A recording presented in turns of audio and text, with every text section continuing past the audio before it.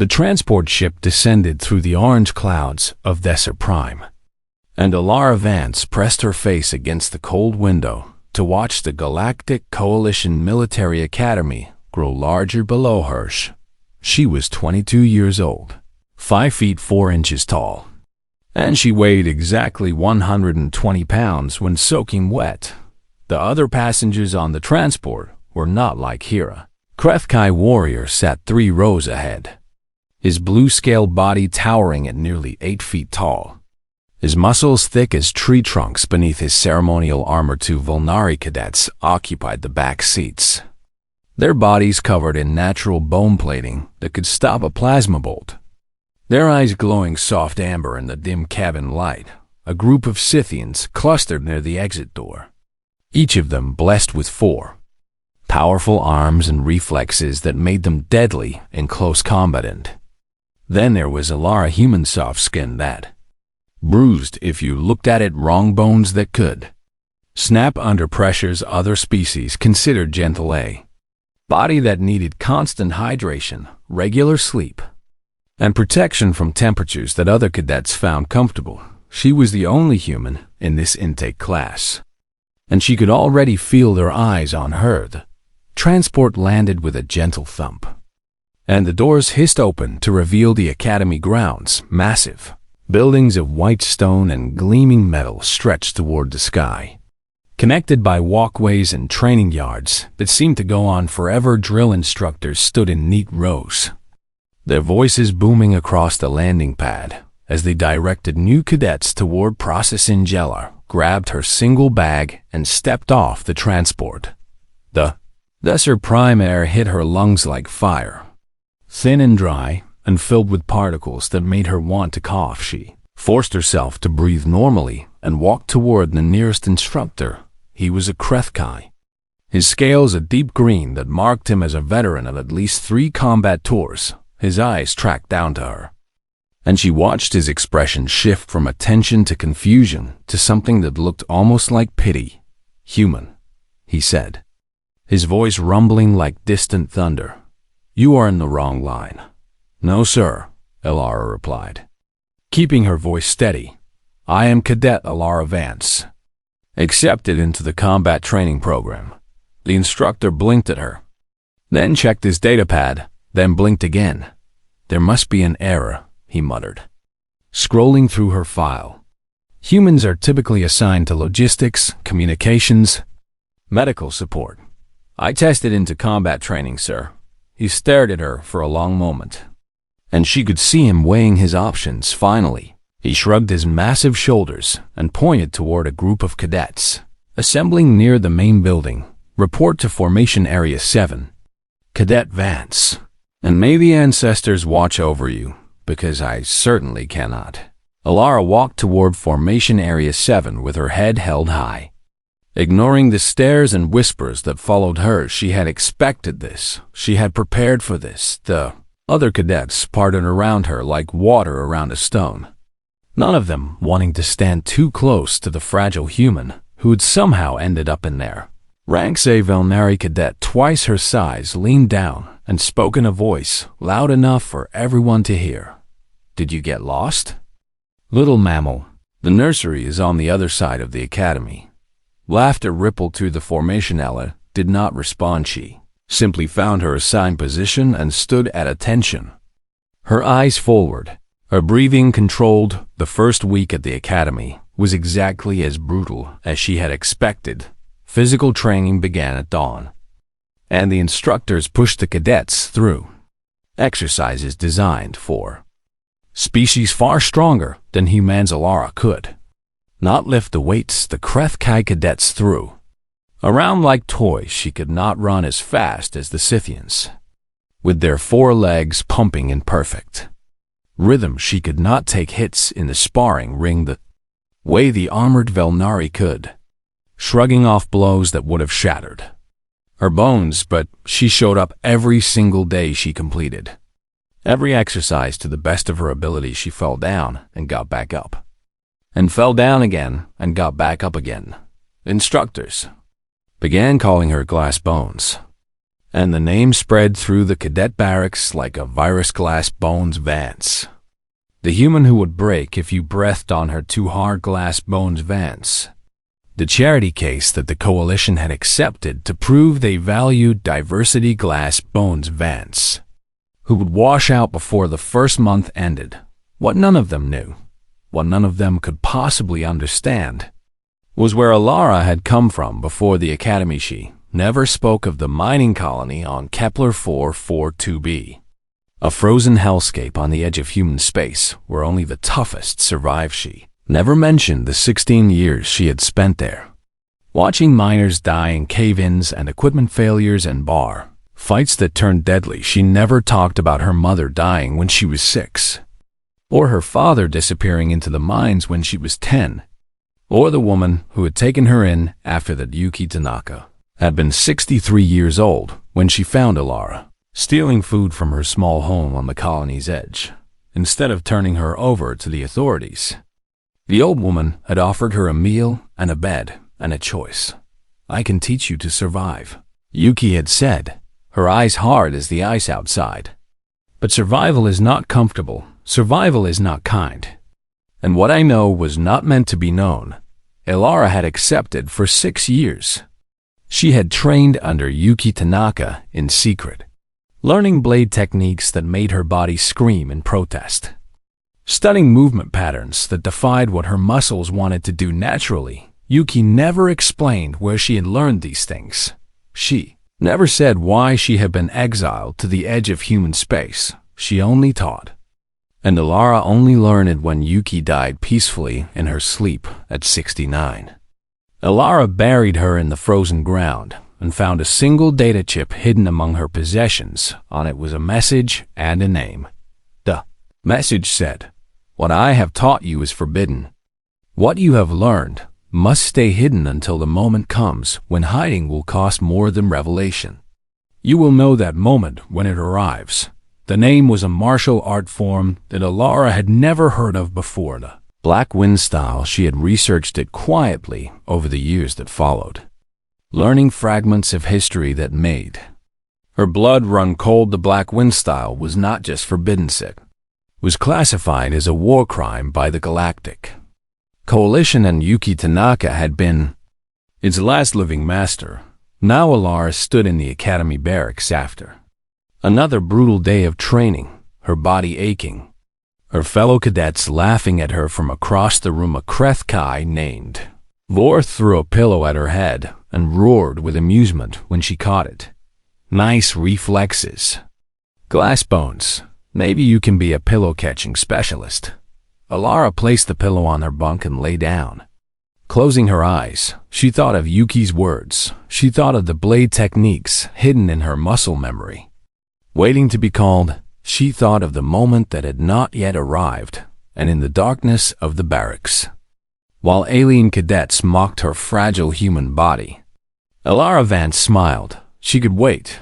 She had learned patience in the frozen mines of Kepler 442b. She had learned to endure from a woman who had carried the weight of forbidden knowledge for decades, and when the moment came, when hiding would cost more than revelation, these cadets who laughed at her would learn why humans had been offered a seat at the coalition table, not from charity, not from pity, from fear.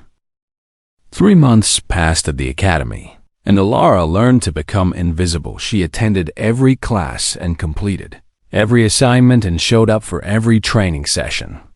But she did it all in a way that drew no attention. The other cadets had grown bored of mocking her after the first few weeks. Glass Bones Mons was no longer interesting enough to bully. She was simply there, like furniture, like background noise, like something you forgot existed until you accidentally bumped into it. This suited Alara perfectly.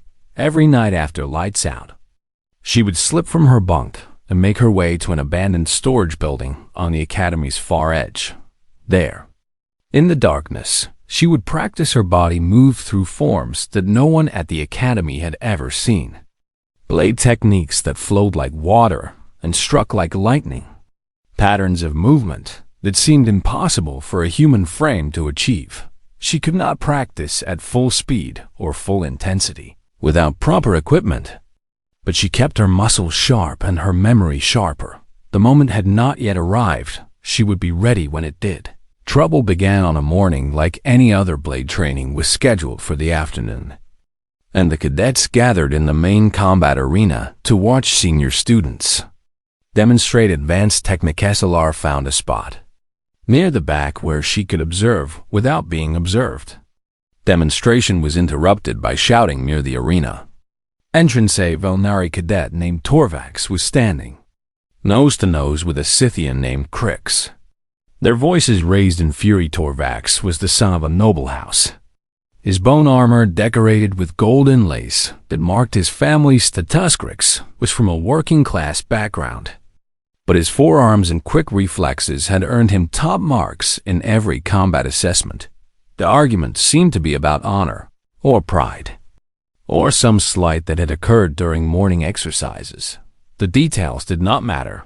What mattered was that Torvax spat a word at Crix that made every Scythian in the arena freeze. It was an old insult, a reference to a genetic experiment that the Velnari had conducted on Scythian prisoners during a war centuries ago. The word suggested that Crix was not a real Scythian, that he was something manufactured, something less than a person. Crix's four hands curled into fists for a moment. Alara thought he would attack instead. He stepped back, his face a mask of controlled rage, and spoke in a voice that carried across the silent arena. "I demand satisfaction under the old codes." The cadets erupted in whispers and gasps. The old codes were ancient traditions, rarely invoked, but still legally binding under coalition law. Crix was challenging Torvax to an honor duel. Commander Gkath, a grizzled Krethkai veteran who ran the blade training program, pushed through the crowd with his massive arms. His scales had faded from green to gray with age, and scars crossed his body like a map of old battles. "An honor duel has been invoked," he announced, his deep voice silencing the crowd. "The challenged party may select the terms of combat." Torvax's bone-plated face twisted into a smile as the challenged party. He could choose the weapons, the rules, and even his opponent. Most cadets expected him to simply accept Crix's challenge and beat him in fair combat. Torvax had other plans. "I accept the honor duel," he declared loudly. "The weapon shall be blades, the rule shall be first blood. And as is my right, under the old codes, I select a champion to fight in my place." He pointed directly at Alara. "I choose the human." The arena fell into stunned silence. Alara felt every eye in the building turned toward her. The message was clear and cool. Torvax was mocking both Crix and Alara at the same time, selecting the weakest cadet in the academy as his champion. He was saying that even a fragile human could defeat a Scythian like Crix. It was an insult wrapped inside an insult. Crix's face darkened with fury, but he nodded his acceptance. The old codes bound him now. He had to fight whoever Torvax selected commander. Jeff looked at Alara with something like pity in his ancient eyes. "Cadet Vance, you may decline the selection, and Cadet Torvax will be required to fight himself." Alara thought of Yuki's words. She thought of the moment that would come when hiding cost more than revelation. She looked at Crix, whose honor had been insulted twice over, and at Torvax, whose smug smile made her want to break something. This was not the moment, but perhaps it could become the moment. "I accept," she said quietly. The duel was scheduled for the following. Our cadets flooded into the arena seating. Word spreading through the academy faster than a plasma fire. Everyone wanted to see glass-boned Vance get destroyed by a Scythian warrior. The betting pools were running at 50-1 against her. Alara stood in the preparation chamber. Looking at the blade she had been given, it was a standard training sword, metal but not plasma-edged, the kind they gave to beginners who could not be trusted with real weapons across the arena.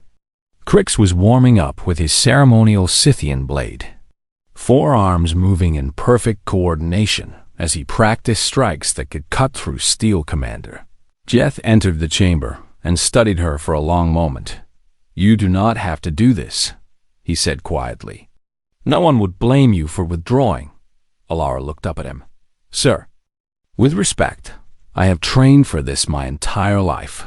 He stared at her, something flickering in his old eyes, something that might have been recognition or might have been memory. "I fought humans in the border wars," he said slowly. 30 years ago, before the Treaty of Orion's Belt, I watched your kind do things that should have been impossible." He paused. "Whatever happens in that arena, Cadet Vance, do not hold back, because if you do, Crix will kill you." Then he was gone, and Alara was alone with her blade and her thoughts. Arena lights blazed as she walked onto the combat platform. Crix stood at the far end, his forearms holding his blade in a stance that promised violence. The crowd roared and jeered, most of them calling for her blood. Alara breathed in. She breathed out. She let go of Alara Vance, the weak cadet, the glass-bones girl, the human who could not keep up. She became something else.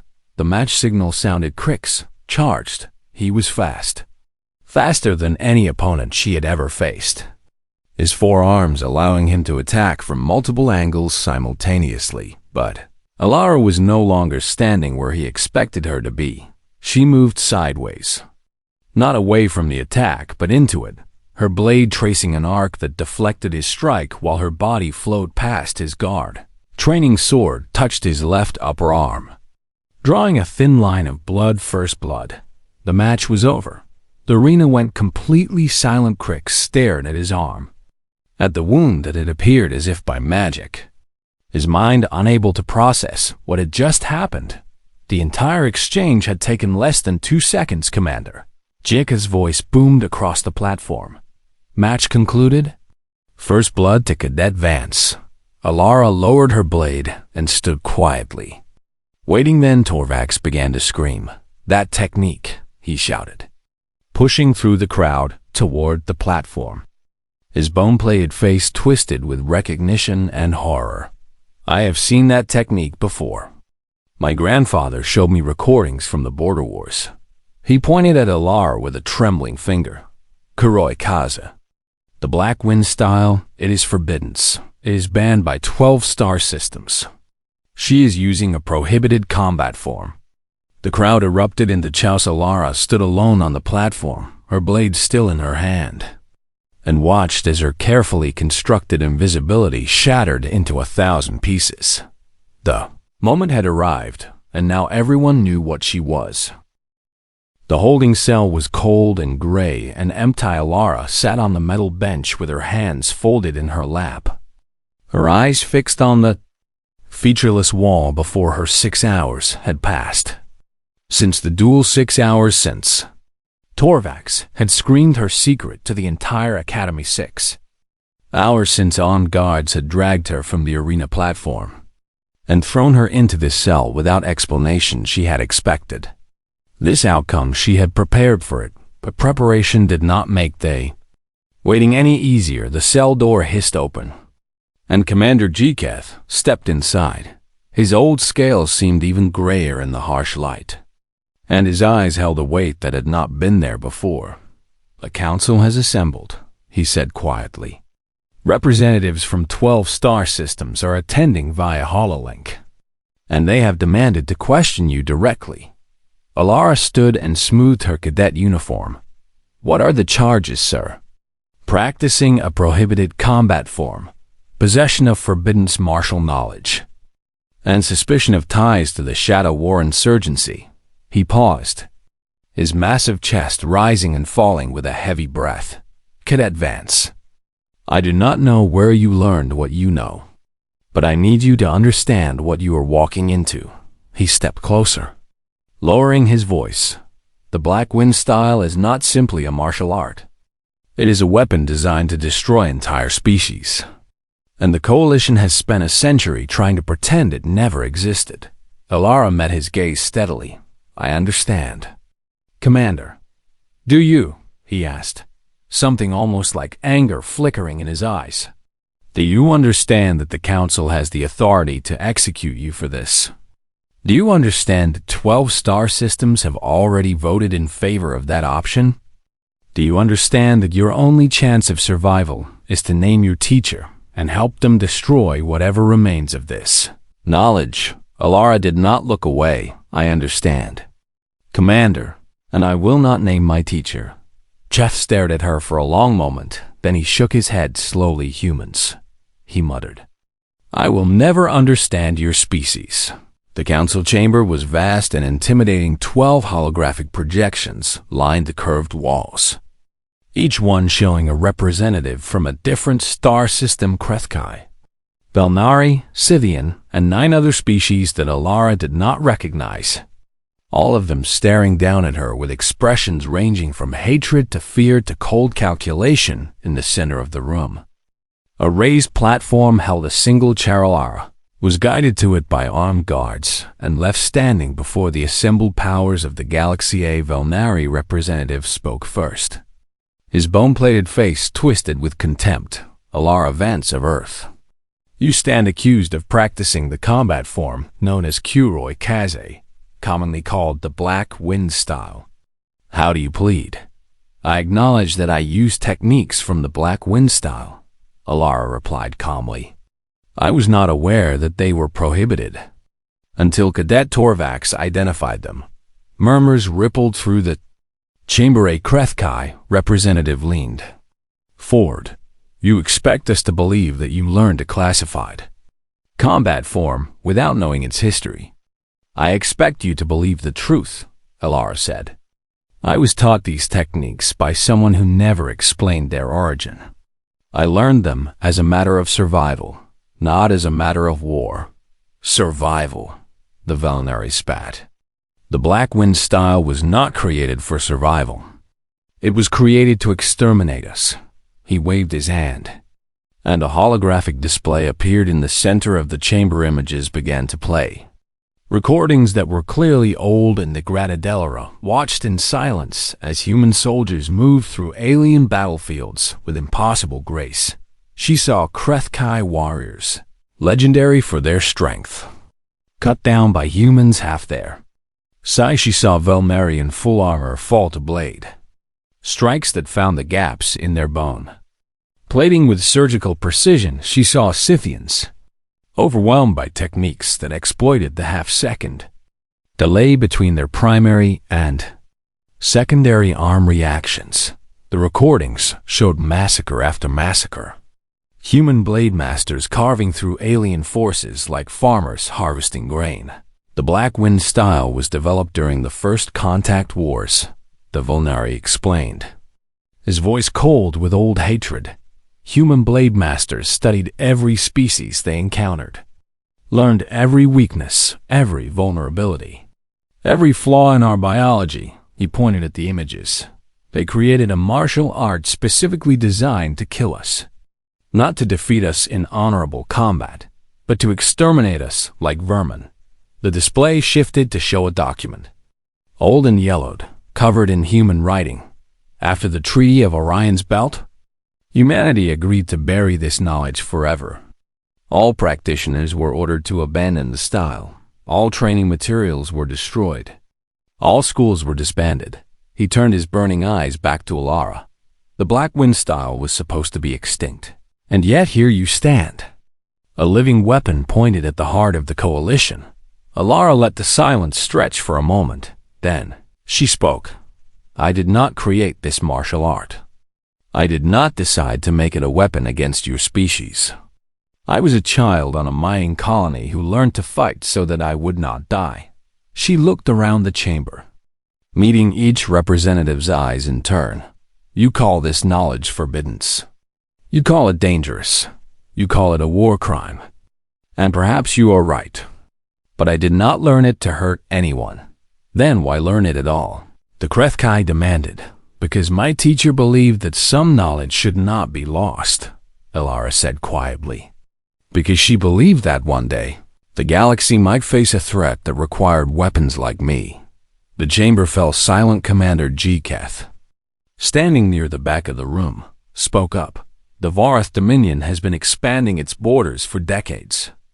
They refuse coalition membership. They take what they want by force. And our conventional military has struggled to stop them. He stepped forward. I do not approve of what the Black Wind style represents. But I have seen what it can do, and I wonder if we are wise to destroy a weapon simply because we are afraid of it. The representatives erupted into arguments. Some demanded Alara's immediate execution. Others suggested imprisonment in a facility designed to contain dangerous individuals. A few, very few, echoed Zhkith as cautious suggestion that perhaps this knowledge had value. Debate raged for nearly an hour. Lara stood in silence through all of it, her future being decided by beings who saw her as either a monster or a tool. Finally, the Volnari representative raised his hand for silence. "We will take a recess to consider our options," he announced. "The prisoner will be returned to her cell until a verdict is reached." Guards moved toward Elrond. Then every light in the chamber went red. Warning. Sirens screamed through the building. A voice crackled over the emergency system. Panicked and breathless. Proximity breach. Varth Dominion strike force inbound. All personnel to battle stations. This is not a drill. Repeat. This is not a drill. The council chamber exploded into chaos through the windows. Elara could see the sky filling with fire as drop pods rained down on the academy. The Varth had come, and suddenly, the debate about what to do with the last practitioner of the Black Wind style became very, very irrelevant.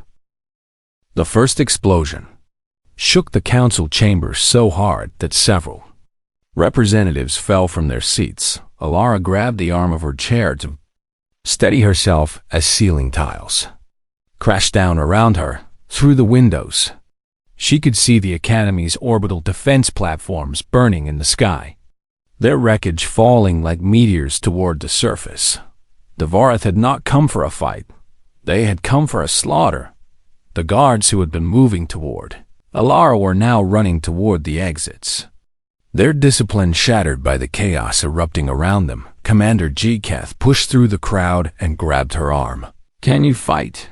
he demanded, his old eyes blazing with intensity. Yes. He pressed something into her hands. It was a blade. Not a training sword, but a real weapon. Plasma-edged and humming with deadly energy. "The cadets are scattered across the academy," he said quickly. "The Vorath are targeting the barracks and training halls first. They want hostages. The children of noble houses from a dozen species." Another explosion rocked the building. "I have to organize the senior instructors for a counterattack," Geth continued. "I need you to find as many cadets as you can and get them to the emergency bunkers in the eastern wing." Elara looked at the blade in her hands. "You are trusting me with this." "I am trusting you to be what your teacher made you," he replied. "Now go." She went. The academy had become a war zone. In minutes, bodies littered the hallways. Both cadets and instructors, who had been caught in the initial assault. Varth soldiers moved through the corridors in hunting packs, their massive gray bodies covered in combat armor, their tusked faces twisted with savage joy. The Varth were conquerors. They lived for battle and glory and the screams of their enemies. They had refused coalition membership because they saw peace as weakness. And now they had come to prove their strength by taking the children of their rival. Elara moved through the chaos like a ghost. She had spent months learning the academy's layout, memorizing every corridor and shortcut and maintenance tunnel. Now that knowledge served her well, she found her first group of cadets huddled in a storage room near the training halls, 17 of them. A mix of species, all terrified and confused. Among them of Torvax, his bone-plated face pale with fear, and Crix, whose forearms were wrapped around two younger cadets he was trying to protect. Glassbones. Torvax breathed when he saw her. "What are you doing here?" "Saving your life," Elara replied. "Follow me, stay quiet, and do exactly what I say." For a moment, she thought he would argue. Then another explosion shook the building, and he nodded silently. She led them through the maintenance tunnels, Avoiding the main corridors where Varath hunting parties roamed twice, they had to stop and hide as enemy soldiers passed nearby, their heavy boots shaking the floor. The cadets were silent, their eyes wide with terror, but they followed Alara without question. They were almost to the emergency bunkers when their luck ran out. A Vorath patrol rounded the corner ahead of them. 6 soldiers armed with plasma rifles and serrated blades. The lead soldier saw the group of cadets and let out a roar of triumph. "Fresh meat," he bellowed. Raising his weapon, "Put down your arms and surrender, or we will take you in pieces." The cadets behind Alara whimpered and pressed back against the walls. She stepped forward. The Varath soldiers laughed. "Look," one of them sneered. "The little human wants to fight. Should we let her try? It might be entertaining." The leader grinned, showing rows of yellow teeth. "Why not? I have not killed a human before. I hear they break easily." He holstered his rifle and drew his blade, a massive curved weapon that could have cut Alara in half with a single swing. "Come then, little human, show me what you are made of." Alara raised her plasma blade. She breathed in, she breathed out, and she let the black wind style take her the first.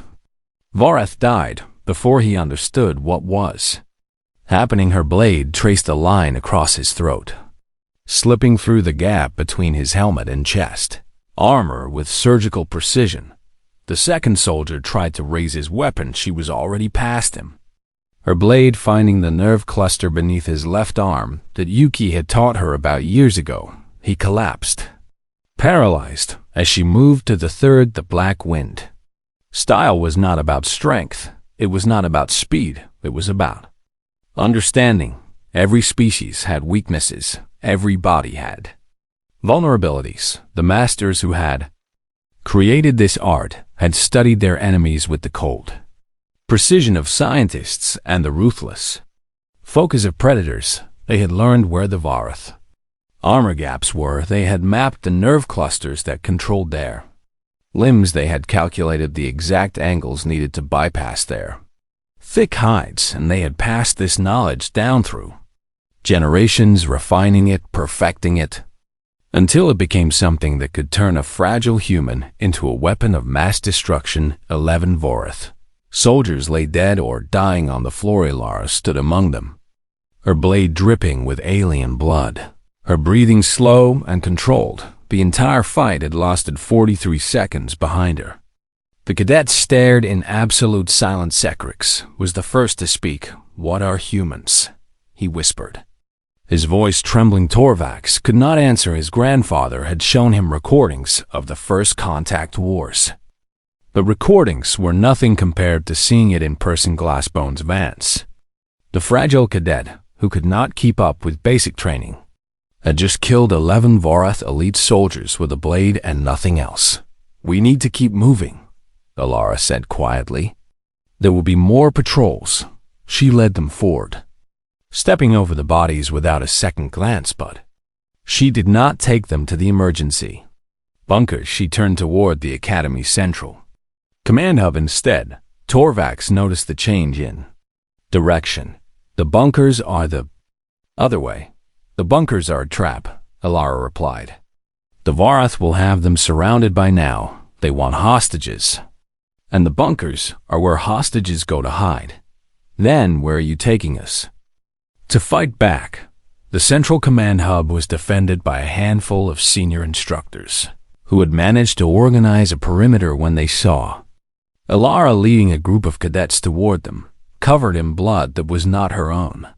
They lowered their weapons and let her through. Commander Gketh was inside, coordinating what remained of the Academy's defenses. His face was grim. "The orbital defenses are gone," he reported. "The Varath have landed 3 capital ships worth of troops. We are outnumbered 10 to 1. Alara looked at the tactical display. "What about communications?" "Jammed. We cannot reach coalition reinforcements." She studied the display for a moment, her mind racing through possibilities. "There is an emergency beacon in the Eastern Tower," she said. hardwired, separate from the main communication system. If we can reach it and activate it manually, it will broadcast on all coalition frequencies. Jeth shook his head. The Eastern Tower is behind enemy lines. We would lose half our forces trying to reach it. Alara looked at him steadily. You would lose half your forces, Commander. But you would not lose me. He stared at her. You are proposing to cut through an army by yourself. I am proposing to do what I was trained to do. She turned to face the cadets who had followed her.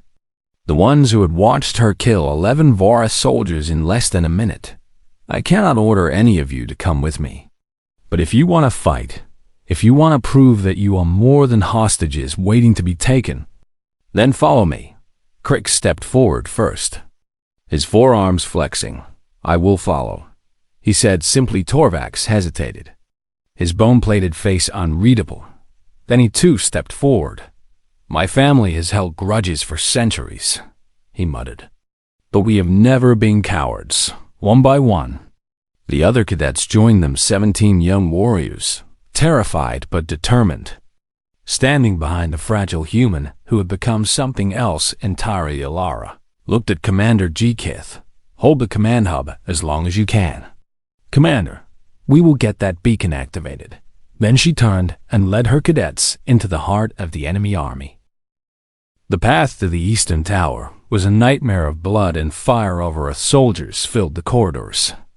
Hundreds of them searching for cadets too.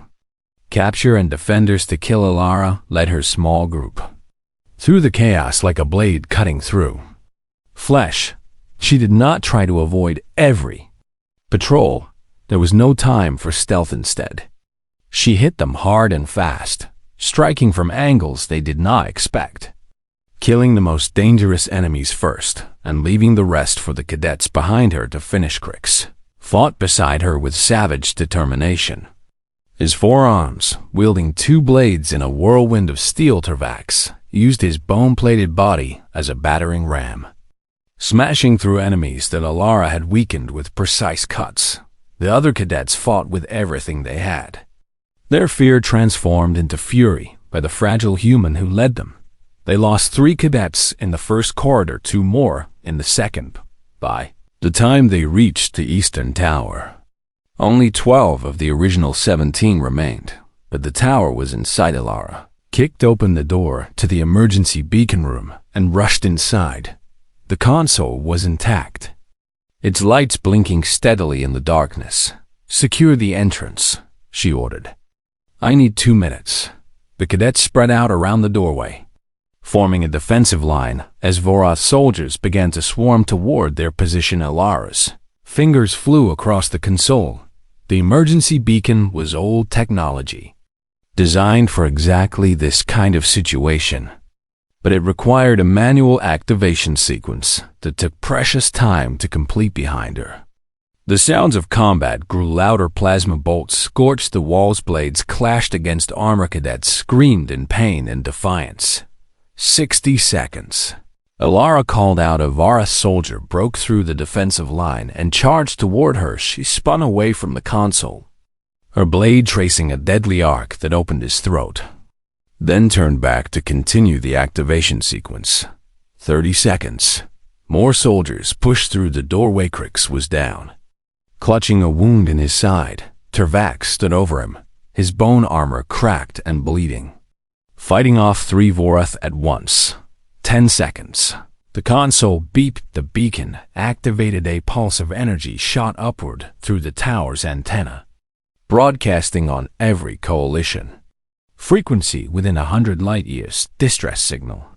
Sent reinforcements would come, but they would not come in time to save the cadets at the door. Alara drew her blade and walked toward the fight. The Varath soldiers saw her coming and laughed. She was small and fragile and covered in blood that might have been her own.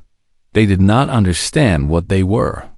Looking at the Black Wind style was designed to end battles, not prolong them. Yuki had taught Alara that the goal was never to fight as long as possible, but to fight as efficiently as possible. Every movement served a purpose. Every step led to a kill. Every breath was calculated. Alara moved through the Vara soldiers like wind through leaves. Her blade found throats and joints and nerve clusters with mechanical precision. She did not fight with anger or fear or desperation. She fought with the cold clarity of someone who had accepted death long ago and simply had not gotten around to dying yet when the last Vorath soldier fell. Alara stood in a room full of bodies and looked at the surviving cadets. 8 of them remained. 8 out of 17. It was not a victory. It was survival, but it was enough. The coalition reinforcements arrived 2 hours later. 3 battlecruisers dropped out of hyperspace and began systematically destroying the Vorath invasion. 4 dropships filled with coalition marines landed on the academy grounds and pushed the surviving enemy soldiers back toward their capital ships by dawn. The battle was over. The Vorath had been driven off, their invasion shattered, their pride broken, and in the aftermath, everyone was talking about the human reports spread through the coalition like wildfire. Security footage from the academy showed a single human cadet cutting through Vara soldiers with impossible skill. Body counts were tallied. 47 Vorath had fallen to her blade. Alone 47 elite soldiers killed by a creature that other species called fragile. The council reconvened. 3 days later, the same 12 representatives appeared via HoloLink. But the tone in the chamber was very different now. There were no demands for execution. There were no accusations of war crimes. There was only silence, heavy and uncertain. As they looked at the young human standing before them, the Volnari representative spoke first. Cadet Vance. In light of recent events, the council has decided to drop all charges against you. Alara nodded but said nothing. Furthermore, he continued, his voice stiff with reluctance, the council wishes to offer you a commission in Coalition Special Operations, along with a ceremonial blade recognizing your service during the Vorath attack. He paused. We would also like you to share your knowledge of the Black Wind style with Coalition military trainers. Alara looked at him for a long moment. I will accept the blade, she said quietly, but I decline the commission. The representative shifted uncomfortably, and the training request. I will teach, Alara replied, but not to your military trainers, and not the full Black Wind style. She stepped forward. I want to open a training hall here at the academy, a place where cadets from any species can learn a modified form of what I know. Defensive techniques, survival skills, the ability to protect themselves and others. The Volnari's eyes narrowed. You want to spread this knowledge further. I want to ensure that the next time the Vorath or anyone else attacks, the cadets of this academy can fight back. She looked around the chamber. You banned the Black Wind style because you were afraid of what humans could do with it. But fear did not protect you when the Vorath came. Training did. Skill did. The willingness to fight did. She met each representative's gaze in turn. I am not offering to create an army of human-style killers. I am offering to teach your children how to survive. The council debated for 6 hours in the end. They agreed 3 months later. Alara opened her training hall on the academy's eastern grounds. The same cadets who had once called her Glass Bones lined up to learn from Hercrix was there. His wounds healed, his forearms eager to master new Technoquest Orcs was there.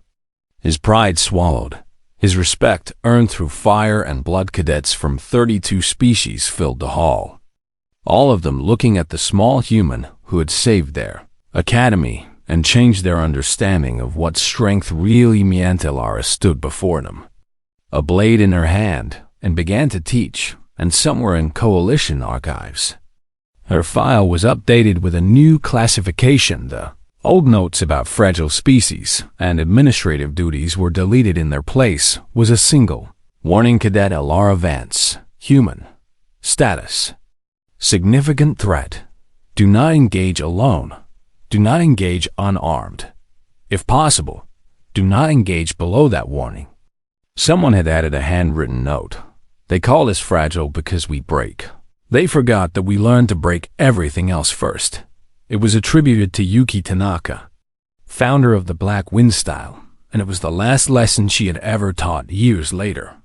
When historians wrote about the Battle of Desser Prime, they would call it the turning point in human coalition relations. They would describe how a single cadet had changed the way the galaxy viewed humanity. They would analyze the political implications and the military reforms and the cultural shifts that followed, but the cadets who had been there, who had followed a fragile human through fire and death and emerged as something stronger, knew a simpler truth. Alara Vance had not proven that humans were dangerous. She had proven that strength was not about size or armor or natural weapons. It was about will. It was about sacrifice. It was about refusing to break, no matter how hard the universe tried to shatter you. And that was a lesson that every species in the galaxy could learn. That was humanity's gift to the stars. Not violence, not destruction, but the simple, stubborn refusal to give up, even when everything said they should.